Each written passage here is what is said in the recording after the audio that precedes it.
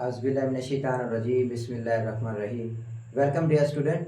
Dear student, आज का जो हमारा टॉपिक है वो है brief comparison between animals and plant cells, के पौधों और जानवरों के सेल्स के दरमियान मुवाजना क्या है।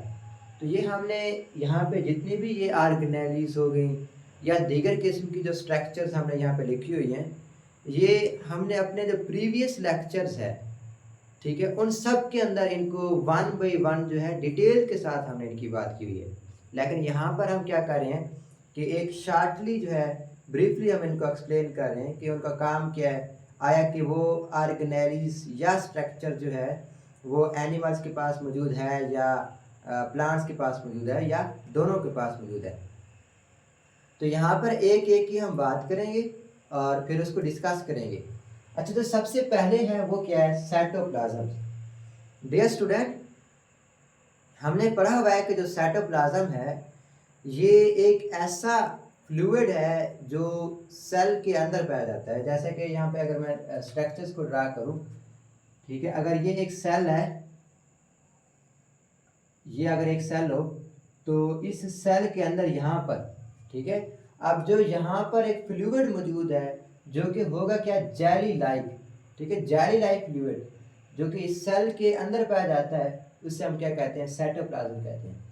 और ये जो जेली लाइक फ्लूइड होता है ये मुख्तलिफ ऑर्गेनेलीज को जगह देता है। ठीक है, यहाँ पे लेट्स सपोज कि ये मैं बना रहा हूँ, ये क्या है, एक न्यूक्लियस है, और ये जो मैं आपके सामने बना रहा हूँ ये वाले डायग्राम्स, ये माइटोकॉन्ड्रिया है। तो ये न्यूक्लियस, माइटोकॉन्ड्रिया, ये सारी क्या होती हैं, ये ऑर्गेनेलीज होती हैं। तो इन ऑर्गेनेलीज को स्पेस देना, जगह देना किसका काम होता है, साइटोप्लाज्म का। अब आगे वो कह रहा है कि वेयर फाउंड, कि ये जो साइटोप्लाज्म होता है ये कहाँ पे पाया जाता है। कहते हैं कि between plasma membrane and nuclear involve. अच्छा, ये जो न्यूक्लियस है, ये वाला न्यूक्लियस, इसकी जो मेम्ब्रेन है इसे हम कहते हैं न्यूक्लियर इन्वॉल्व। ये दरमियान में क्या है, न्यूक्लियस, और इस न्यूक्लियस के जो दरमियान के में जो इसकी मेम्ब्रेन है इसे हम कहते हैं न्यूक्लियर इन्वॉल्व। और ये जो सेल की जो मेम्ब्रेन है इसे हम कहते हैं प्लाज्मा मेम्ब्रेन। तो ये प्लाज्मा मेम्ब्रेन और इस न्यूक्लियर इन्वॉल्व के जो इर्द गिर्द जो है इसका क्या क्या होता है, ये पाया जाता है साइटोप्लाज्म। अच्छा, अब ये साइटोप्लाज्म का फंक्शंस क्या होता है।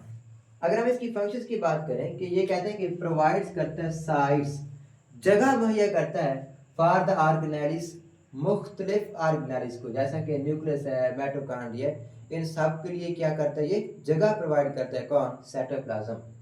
इसके अलावा ये जगह है, साइट है फॉर मेटाबॉलिक रिएक्शंस। जितने भी मेटाबॉलिक रिएक्शंस होते हैं उन सब की जो जगह है या जो रिएक्शन टेक प्लेस करते हैं वो इसी साइटोप्लाज्म के अंदर होते हैं।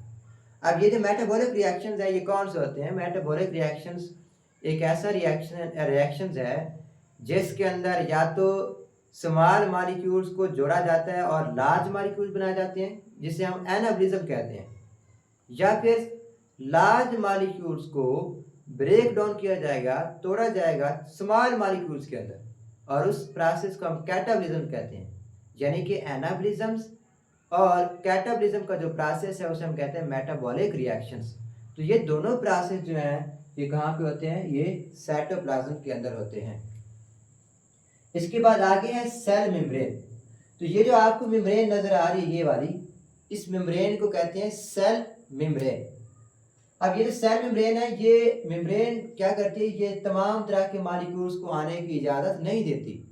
चंद एक मॉलिक्यूल जो है वो गुजर सकते हैं इस मेम्ब्रेन के अंदर, सेल के अंदर इंटर हो सकते हैं, और बाकी जो मॉलिक्यूल्स हैं, ज़्यादातर मॉलिक्यूल्स, उनको ये आने नहीं देती। यही वजह है कि हम सेल मेम्ब्रेन्स को पार्शली परमिएबल मेम्ब्रेन्स का नाम भी देते हैं। ठीक है, पार्शली कहते हैं हाफ, ठीक है, मतलब कि ये क्योंकि ये सारे मॉलिक्यूल्स को अपने अंदर इंटर नहीं होने दे रही सेल मेम्ब्रेन, सेल के अंदर, तो इस वजह से हमने इसका नाम क्या दे दिया है, partially permeable membrane.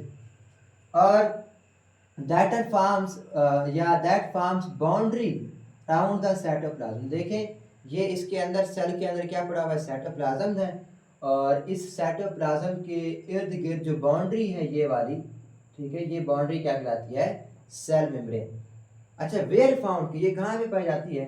Around cytoplasm, कि ये जो साइटोप्लाज्म है, साइटोप्लाज्म के इर्द गिर्द ये क्या होती है? पाई जाती है। अब इसका फंक्शंस क्या होता है?